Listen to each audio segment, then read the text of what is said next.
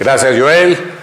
Queridos amigos, queridas amigas, otra entrega más de Kabbalah para la vida, hoy con esta perashá especial, perashá Shemini, y la he nombrado hoy la magia del 8. Ciertamente el 8 tiene muchos secretos, tiene mucha profundidad, que hoy vamos a tratar de entrar en ese tenor, en ese espacio, y ver qué lecciones hay para nuestra vida diaria.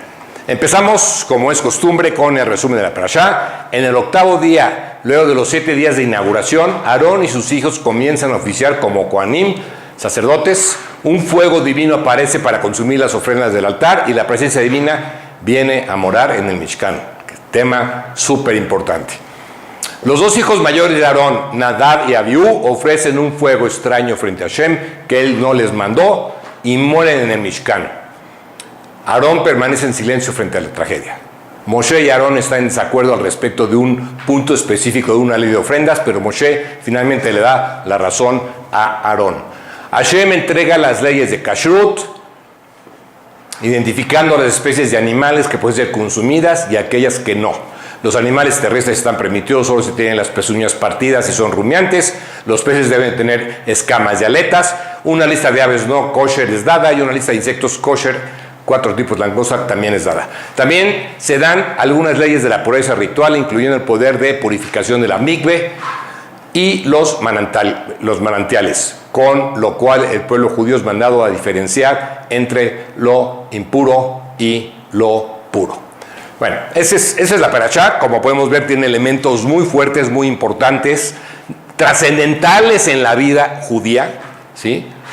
Y nos impregnamos en esta perashá con el poder y la magia del 8, el octavo día.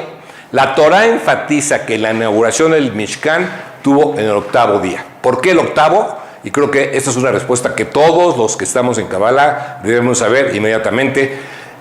El orden natural del mundo está estructurado de acuerdo con un patrón de 7, como sabemos, desde Gesed hasta Malhut, ¿sí?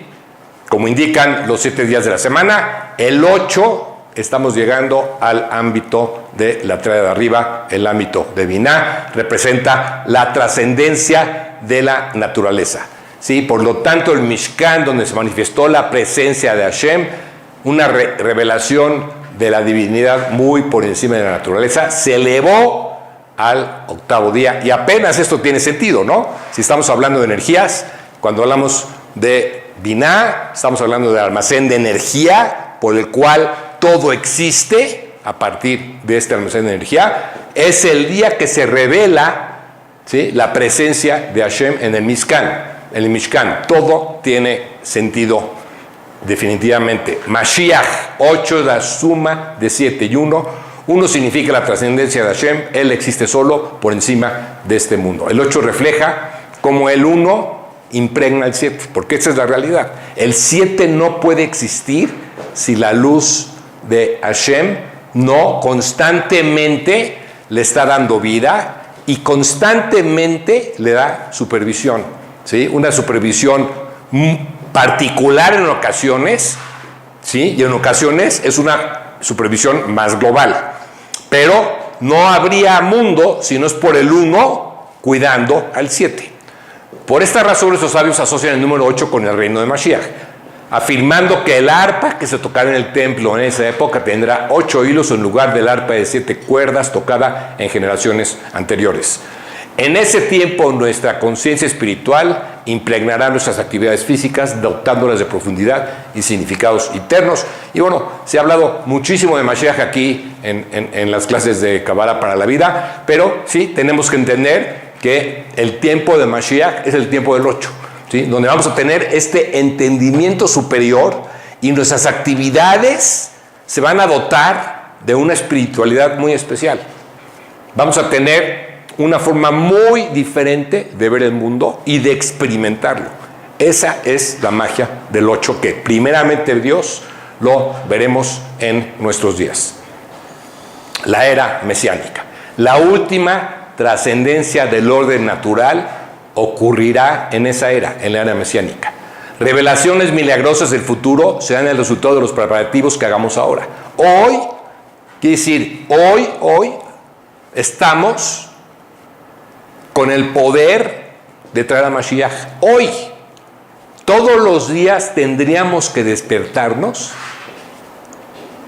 teniendo en cuenta que hoy podría ser el día. Ya estamos en los tiempos donde la fuerza mesiánica se va a revelar. Depende de la conciencia colectiva. Hagamos los preparativos mentales y físicos para que esto se revele. A medida que continuamos refinando, purificando el mundo a través de las mitzvot, debemos tener en cuenta que los resultados de nuestros esfuerzos estarán más allá de lo que podamos imaginar. ¿Sí? Claro, no hay otro camino, queridos amigos, para traer a Mashiach que la Torah, nuestras mitzvot. ¿Sí? Hacerlas con conciencia, hacerlas con pasión, hacerlas con entendimiento, eso es lo que va pavimentando el camino hacia la era mesiánica. Y bueno, hablemos de la inauguración. Sucedió el 8º día, como ya dijimos. Así se abre la sección de la Torah de Shemini, el 8º, que describe los eventos del día en el Mishkan, el santuario portátil construido por el pueblo de Israel en el desierto del Sinai. ¿Sí? Pero también fue un día que nuestros sabios describen como poseedores de muchas primicias. Y fíjense qué interesante. Era un domingo, Yom Echad. Fue el 1 de Nisan, Rosh Chodesh Nisan, que marcó el comienzo de un nuevo año. El 1 de Nisan es el primer mes del calendario hebreo. Aunque en Tishrei hacemos Rosh Hashanah, y como ya sabemos, Rosh Hashanah no es precisamente año nuevo. Es un día de juicio que ya explicamos y explicaremos en su momento. Realmente, el 1 de Nisan marca el primer mes del año, como está escrito en la Torah. Fue el primer día que la divina presencia vino a morar en el santuario. El primer día de la que una, el 1 de Nisan. El primer día del servicio en el santuario, el 1 de Nisan. Incluso existe la opinión de que este fue el aniversario de la creación del universo, ¿sí? Porque sabemos que en Nisan se crea un universo de forma potencial y el 7º mes en Tishrei se manifiesta de forma física. Entonces realmente el 1 de Nisan también tiene esta magia de haber sido el día en que se concibió la creación de este universo. Y también el 1 de Nisan es el aniversario de los reyes de Israel. Cada rey de Israel contaba su reinado a partir de cuántos primeros de Nisan estuvo en la silla. ¿Sí? Y esto es en alusión a este poder enorme que tiene el 1 de Nisan, que ya estamos cercanos a Rosh Chodesh, si no me equivoco. El próximo lunes en la noche entraremos precisamente a este marco del 1 de Nisan. Nada más para que adelantemos un poquito, veamos la fuerza tan grande que tiene la semilla del año, que es este mes. Y la semilla del año es el día 1 de Nisan. Y ya hablaremos, primeramente Dios, la semana que entra de Rosh Chodesh Nisan. 8º día, inauguración del Mishkan, como ya dijimos, Yom Echad, 1 Nisan. ¿Qué año? 2449. Kohanim hacen abodá por primera vez. La comunidad trae sus sacrificios al Mishkan por primera vez. Baja el fuego celestial y consume los sacrificios en el área específica por primera vez. Se establece la Shejinah en el Mishkan por primera vez. Esto es lo que sucede en este 8º día. Los Kohanim, por primera vez a través de la Shejinah que está en el Mishkan, bendicen a su pueblo. ¿Qué dice el gran rabino Jonathan Sachs de bendita memoria? Dice: en la ceremonia de Abdalá separamos lo mundano de lo sagrado. Y así, al terminar Shabbat, fíjense desde qué perspectiva lo pone él, comienza el 8º día. Porque si Shabbat es el 7º, dice, después de Shabbat comienza el 8º día. Es un lente distinto, ¿no? Es un marco distinto. Día en que nos volvemos a convertir en socios de Hashem, co-creadores. Pasa el Shabbat y regresamos otra vez a nuestra vida cotidiana, en el 8º día, a ser socios de Hashem, co-creadores.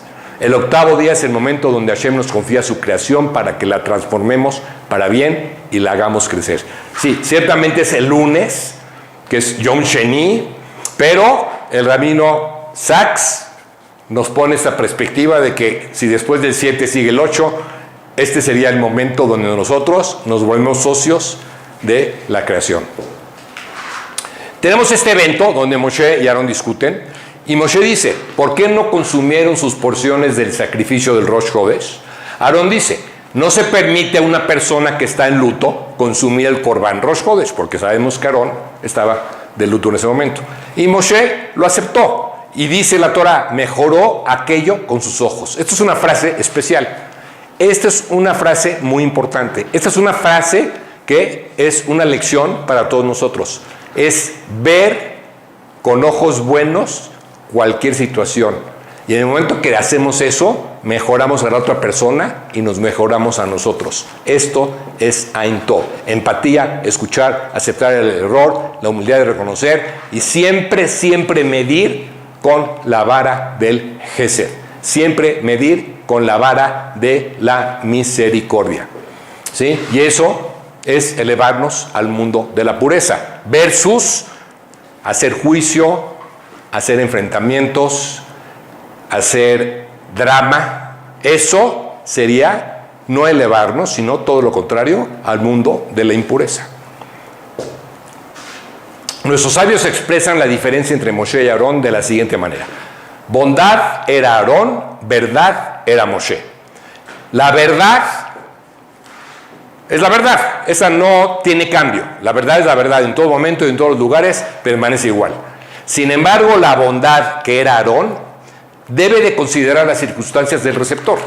Dado que no hay dos personas ni dos circunstancias que sean completamente iguales, se deduce que existen diferencias en la beneficencia que irradia el atributo de la bondad. La bondad es cambiante y tenemos que irla amoldando a la situación. Otra vez aquí el concepto de Ain Tov.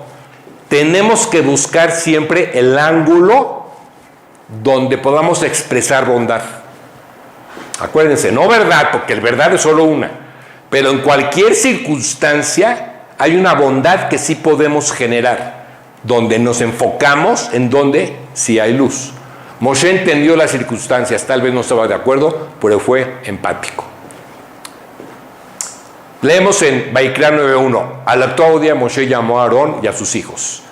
Hashem nos dio la Torah a través de Moshe, pero Aarón fue quien hizo que la sociedad fuera receptiva a la divinidad, al inspirar a la gente a aspirar a una vida espiritual. Ese fue el gran atributo de Aarón, ¿sí? Que era esta persona que era como el PR, el de relaciones públicas, que sabía cómo juntar a la gente, sabía cómo evitar problemas, sabía cómo resolver conflictos, ¿sí? Era un hacedor de paz, pero también era un hacedor de acercamiento a la Torah.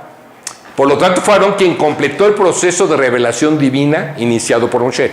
Era una mancuerna divina, ciertamente. Los ritos que Moshe realizó en la instalación del tabernáculo no revelaron la presencia de Hashem. Solo aquellos que realizó Aarón lograron esto. Esto es una opinión. Todos deseamos sentir la presencia del Creador en nuestras vidas. Para que esto suceda debemos imitar a Aarón. ¿Sí? Ama la paz y busca la paz. Ama a tus semejantes, y fíjense, esto lo pongo en letras grandes, y acércalos a la Torah a través del ejemplo. Si queremos acercar a nuestros hijos a la Torah, no puede ser por medio del sermón, tiene que ser por medio del ejemplo. Si queremos instruir a nuestra familia en situaciones religiosas, en situaciones espirituales, amigos, la única forma es que nos vean cómo actuamos para que ellos actúen en consecuencia, solamente a través del ejemplo. En esta porción tenemos este polémico evento de Nadab y Abiú, ¿sí? Que mueren por entregar un fuego extraño. Y hay cantidad de comentarios acerca del evento, cantidad de opiniones acerca del evento, y vamos a dar algunas aquí, ¿sí? Hay una gran polémica respecto a su muerte. Alguien dice que cometieron una gran desconexión. Otros dicen que pensaron que ya era la época de Mashiach y por eso se atrevieron a entrar al Mishkan en un momento donde no era adecuado. Otros dicen que se emborracharon y cometieron un error enorme por estar en ese estado. Otros dicen que mueren por la participación de Aarón en el evento del becerro de oro, aunque tengo que aclarar que esta última, de acuerdo a lo que entendemos de los conceptos de causa y efecto en Kabbalah, ¿sí? No puede un padre heredar su desconexión en el aspecto del efecto a sus hijos.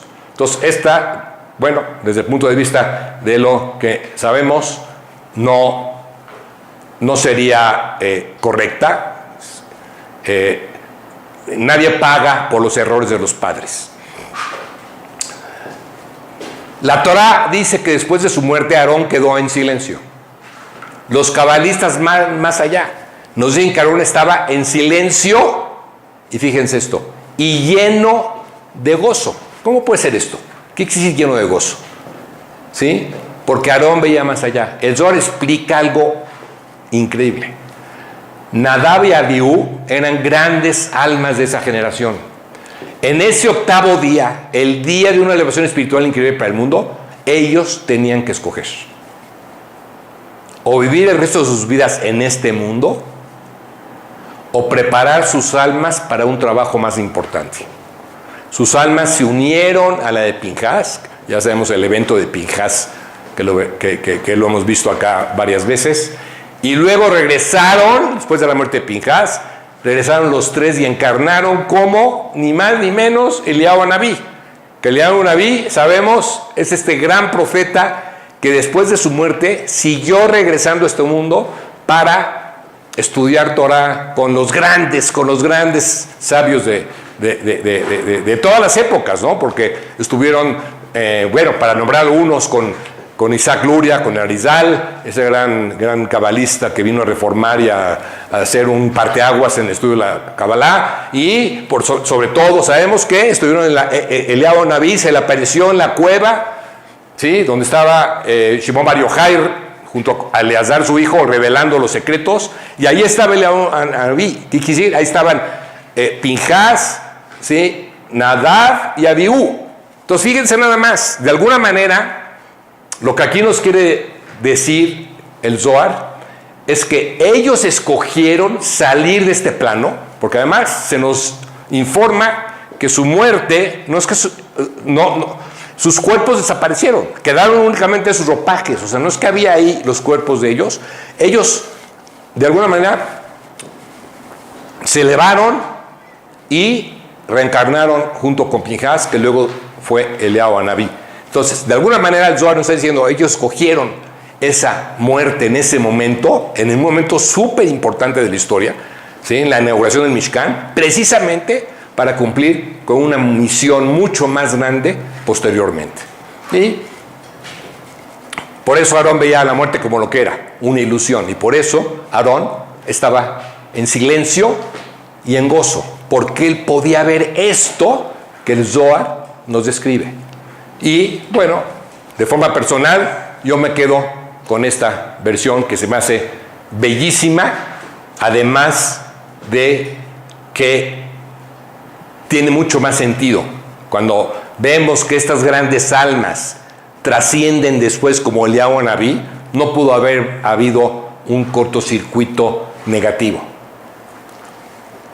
Aarón se elevó por encima de lo que podría ser una tragedia personal enorme, porque tenía esta visión mucho más grande de lo que puede ver cualquier ser humano, ¿sí? Es la oportunidad de poder ver más allá de la ilusión. Ese poder lo tenemos todos, que todos seamos meritorios. Y en esta perashá nos infundimos con esa fuerza, ¿sí? De Aarón. También supo que era la forma, desde su marco, ya dijimos que Nadab y Abiú no podían morir por los pecados del padre, pero desde el marco de Aarón sí es una forma de corregir en una parte su participación en el evento del becerro de oro, desde el marco de Aarón, porque tiene esta pérdida, ¿sí? Perder hijos, por supuesto, es de las correcciones más difíciles, y de alguna manera Aarón expía algo de lo que sucedió con el becerro de oro desde el marco de él, y esta porción nos asiste a todos nosotros a tener esta visión, esta claridad para poder ver las situaciones. Y fíjense lo que dice nuestro maestro, el querido Rabino Ober de Benita Memoria, dice, y los hijos de Aarón hicieron lo que tenían que hacer. O sea, él de alguna manera nos enseñó esta parte que leemos en el Zohar, donde los hijos de Aarón tenían que hacer lo que tenían que hacer para luego trascender como Eliyahu Hanabí, ¿sí? A pesar de cómo los iba a juzgar el pueblo, no nada más el pueblo, a pesar de cómo los ha juzgado la historia, ¿verdad? La lección es que no importa lo que parezca a otros, nosotros debemos hacer lo que es espiritualmente correcto. Y cuando a veces no hacemos alguna situación porque no sentimos que a ojos de otros puede parecer correcto. Y aquí esa es otra gran lección. Ser auténticos, ¿sí? Esta es una lección de nuestro querido maestro, el Rabino Ber, de bendita memoria. Recordemos, la Torah es el mapa para orientar al ser humano. Por la Torah pasamos de impureza a pureza. Cada vez que estudiamos por Torah, nos purificamos. Por la Torah pasamos de robótico a instintivo. Porque si la Torah la estudiamos por medio de su Sod, despertamos nuestra intuición y no nos quedamos nada más en la parte robótica, ¿sí? Por la Torah pasamos de un estado de dar, de egoísmo, a un estado de dar y compartir. Solamente a través de los conocimientos del Sod de la Torah podemos llegar a entender estos conceptos enormes, ¿sí? Es la instrucción para una evolución continua hacia el apegamiento a Hashem. No hay otra forma, es el único camino. Tenemos esta palabra en esta perashá, Darosh, la palabra que marca el medio de la Torah. Súper importante, conexión con columna central. Recuerden esta palabra, Darosh, cuando leamos este Shabbat, hagamos una pausa y conectémonos con la fuerza de la columna central. Y luego tenemos esta otra palabra, Gajón, donde tenemos una Vav grande, y claro que la Vav grande es significativa. ¿Por qué? Porque marca la mitad de la Torah en letras. Y claro que tenía que ser una Vav, porque Vav es de Irampín, columna central, es el flujo de energía que llega a nosotros, ¿sí? Y entonces también aquí hay un aspecto de purificación que tenemos acceso este próximo Shabbat, Bezrat Hashem, que todos seamos meritorios de purificarnos a través de la lectura de la Torah. Se nos habla en esta perashá de lo que pasa cuando se toca un muerto, ¿sí? Y que el antídoto es la mikve. Hoy nosotros, tanto hombres como mujeres, y creo que ya Memo hizo una clase muy completa de lo que es la mikve, si quieren referirse a ella, ahí está en la biblioteca, ¿sí? La mikve es esta fuente de vida a través del agua que nos purifica. Usémosla. Porque hay personas, ya no se trata de tocar muertos, hay personas que nos quitan la energía y la mikve nos repone la energía. Tocar personas o objetos negativos puede agotar nuestra energía y debemos evitarlo. Algunas personas con bajos niveles de energía tienen el hábito de tocar a los demás y aprovechar su energía. O drenarnos a partir de la queja, drenarnos a partir de su victimez, a partir de su negatividad. Eso nos quita energía, ¿sí? Pueden ser amigos cercanos, si lo hacen de forma inconsciente, pueden ser familiares. Sin embargo, debemos tener cuidado en no tener contacto físico o contacto energético con esas personas. Y la ayuda enorme está en la mikve. Ahora tenemos también otro tema súper importante en esta perashá. ¿Por qué se nos dan las leyes de kashrut en esta perashá? Vamos a entenderlo. ¿Qué dice el Rabbi Monk? Dice, el primer mandamiento que dio Hashem a la humanidad, a Adán y Eva, fue una ley de dieta.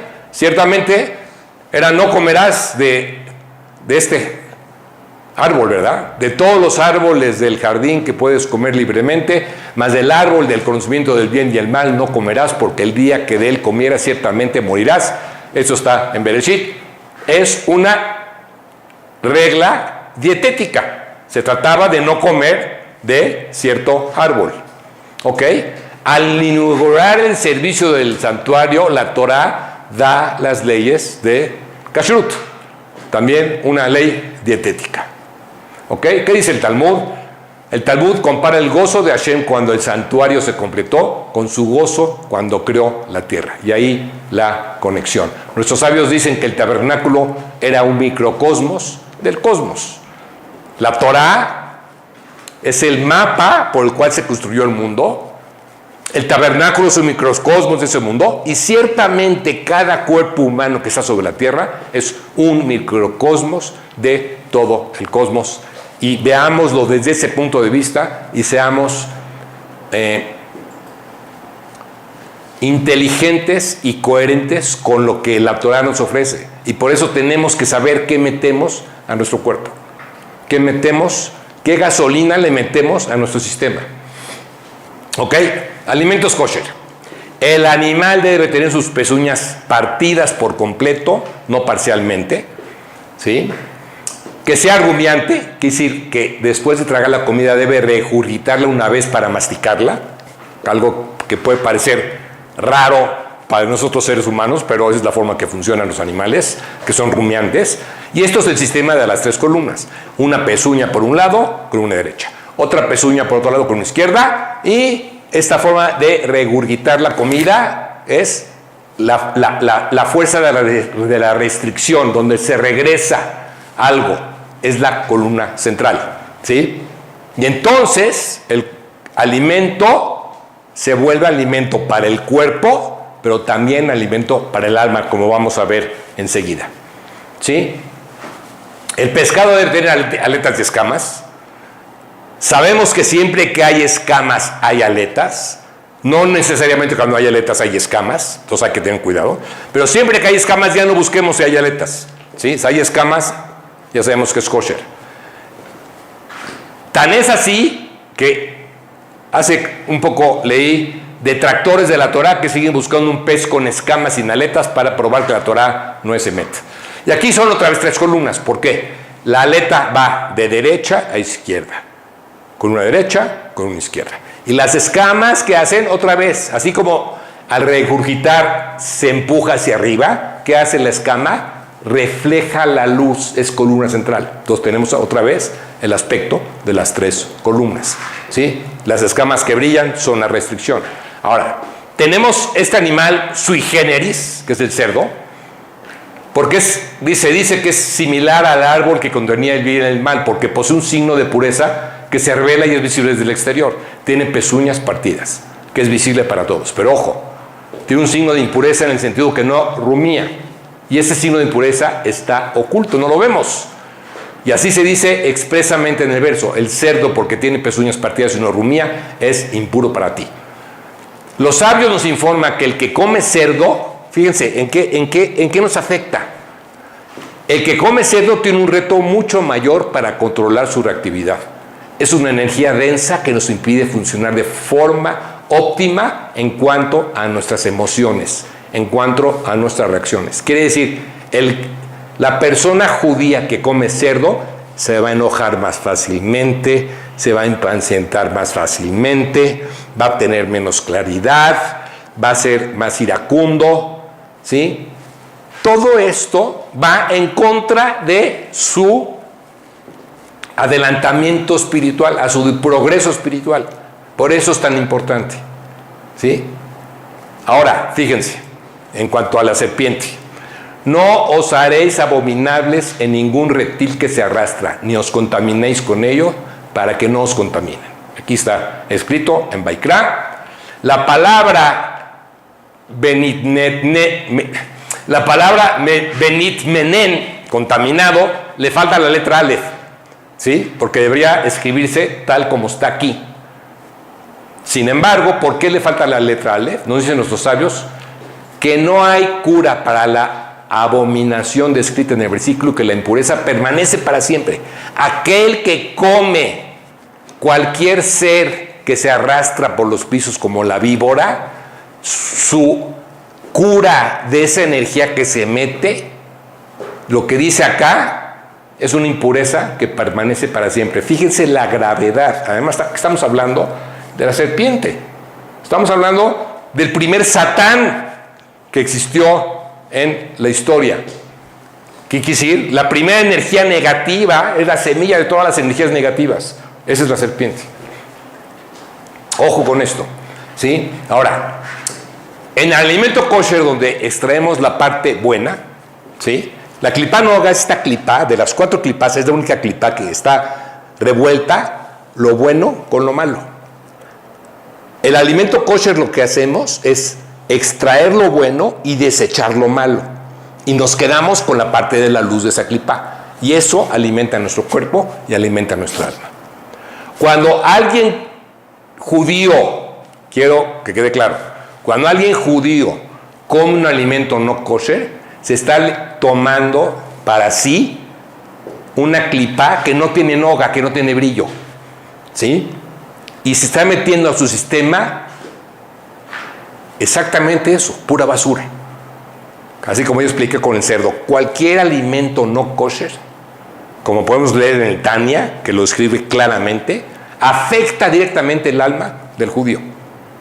¿Sí? El alimento kosher es otro tipo de clipá donde no hay bueno, solamente hay malo, no apta para el alma judía. No bebas bebidas embriagantes. La lectura de la Torah esta semana contiene el enunciado: no bebas bebidas embriagantes cuando vengas a la carpa del encuentro, que prohíbe a los sacerdotes traer ofrendas de sacrificio cuando están ebrios.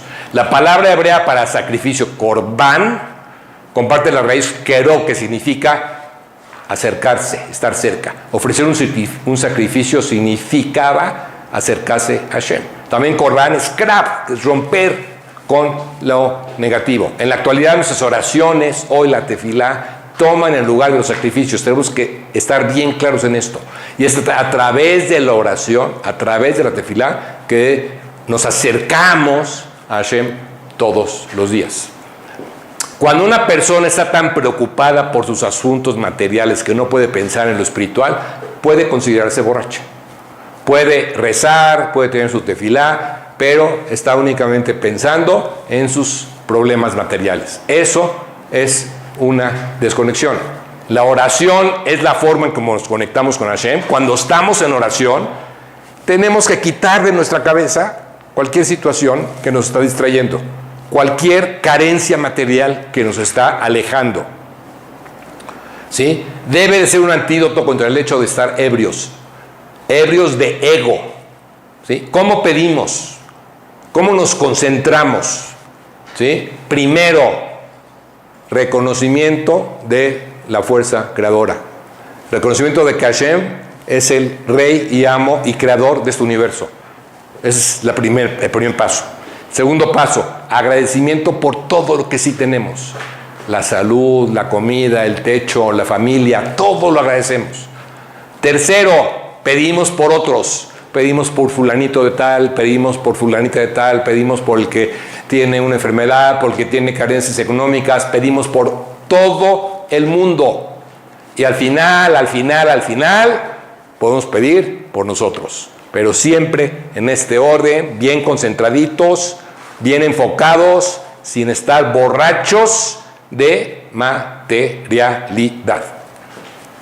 ¿Ok? Hashem instruyó a Moshe a que enseñara al pueblo judío cómo distinguir entre lo puro y lo impuro. Espiritualmente, este decreto se refiere a hacer la distinción moral entre lo que es aceptable y un comportamiento saludable y lo que no lo es. Esta distinción a veces no es fácil. Cuando las cosas son claras y obvias, pues sí. Pero a veces la distinción es borrosa y el hecho puede estar contaminado y puede parecer puro cuando no lo es. Cuando estudiamos Torah, permanecemos conectados con la fuerza de Hashem, que no está limitado al alcance limitado del intelecto humano. Así, con esa conciencia divina, es como podemos instintivamente saber qué es puro y qué no, qué es saludable y qué no. ¿Qué quiere decir? Estudiando Torah se nos regala claridad para poder discernir qué sí y qué no. Así de fácil, puesto en palabras claras y sencillas. La impureza. En el capítulo 11 leemos que la Torah discute las leyes de impureza. Tumá. La comida que entra en contacto con una fuente de impureza, como un cadáver, un roedor, un objeto de idolatría, etc., se vuelve ritualmente impura y descalificado por el uso del templo sagrado y su servicio. El versículo citado anteriormente toca algunas de las condiciones necesarias para que un producto alimenticio sea susceptible de contaminación, y una de ellas es que el alimento en cuestión debe ser apto para el consumo humano. ¿sí? La ley mencionaba anteriormente que solo los alimentos aptos para el consumo humano están expuestos a la contaminación. ¿Por qué nada más los alimentos que son aptos para el consumo humano son los que están aptos para ser expuestos a la contaminación? Porque esto expresa la idea de que cuanto más elevado es un objeto, más vulnerable es a la corrupción, a la negatividad. Y esto sucede siempre. El otro lado siempre está al acecho cuando hay más luz. Cuando estamos rezando es cuando más nos atacan pensamientos negativos. Cuando estamos por hacer una gran sedaká o una gran mitzvah, ahí empiezan los obstáculos y tenemos que sobrepasarlos para lograrlos. Porque el otro lado, su trabajo que Hashem le encomendó es ponernos trabas para que nosotros saquemos lo mejor de nosotros en cada momento. El otro lado siempre está al acecho. Por eso la importancia de siempre estar puro, conectado con la luz. No tocar muertos realmente en nuestros días es equivalente a ser impecable con la palabra. No enojarnos. Cuando nos enojamos, nos impurificamos, queridos amigos. Cuando tenemos envidia, nos impurificamos. Cuando tenemos rencor, nos impurificamos. Cuando somos agresivos, nos impurificamos. Y entonces, estamos desamparados. Si evitamos el enojo, la envidia, el rencor, la agresión, etcétera, estamos protegidos. Esa es la verdad. La mejor protección que podemos tener para nosotros es estar en la columna central, ¿sí? Donde somos impecables con la palabra, donde no nos enojamos, donde no somos envidiosos, donde no tenemos rencor, donde no hay celos, donde no hay agresión. Eso es estar en columna central. Y entonces, las manos de Hashem nos protegen. Que así sea para todos. La conexión de esta porción, transformación, ¿sí? Tenemos un chorro de cosas. Nos transformamos a través de la fuerza del 8, ¿sí? Conexión con Mashiach, conexión con Binah, semilla del Mishkan, el primero, Rosh Chodesh Nisan, una fuerza impresionante, increíble. Nos da claridad, nos da Kedushá, nos da pureza. La empatía de Aarón en mancuerna con Moshe, ser auténticos, ser nosotros, la centralidad, la Bab, la claridad, ¿sí? El kashrut, un aspecto de purificación, ¿sí? Que haya la vasija para recibir todo esto que está en esta porción, la magia del 8, que la magia del 8 impregne constantemente nuestras vidas. Muchas gracias a todos por permitir. Perdón que te disculpe, que te interrumpa bastante. Tienes una pregunta, si nos puedes apoyar. Tenemos una pregunta, adelante. De Victoria Carrizo. Dice que tiene una hermana que tiene una energía un poquito negativa. La va a ir a ver y la va a abrazar. ¿Qué puede hacer cuando está? Mira, está muy bien porque es tu hermana y tienes que ir a ver y tienes que abrazarla. Yo te diría, antes de ir a verla, pídete tefilá por ella. Pídete tefilá por ella todos los días. Pídele a Hashem que la ilumine. No, sin agenda tuya, ¿eh? Tú únicamente pides que Hashem la ilumine y pides a Hashem protección porque vas a ir a abrazar a tu hermana. Es tu hermana.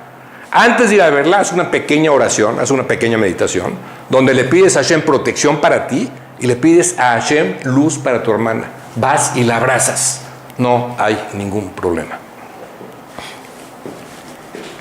Señores, citas para lectura de la mano, ya estamos dando citas, kabbalah.1@gmail.com. Gracias por sus aportaciones. Cada centavo que llega es vida para este canal. bit.ly/aportaciones-kabbalah. Si no tienes PayPal y tienes una tarjeta de crédito o débito, si tienes PayPal, mucho más fácil, kabbalah.1@gmail.com. Si vives en la República Mexicana, en BBVA, antes Bancomer, aquí está la clave y la cuenta, sácale una foto. Gracias. Sin tus aportaciones, definitivamente este canal ya no podría existir. Te recordamos que estamos en Spotify, en Ejad-Todos Somos Uno. También nos puedes ver en Instagram. Y bueno, pues no queda más que mandarles un enorme shalom a todos. Y Bezrat Hashem, aquí nos vemos la próxima semana.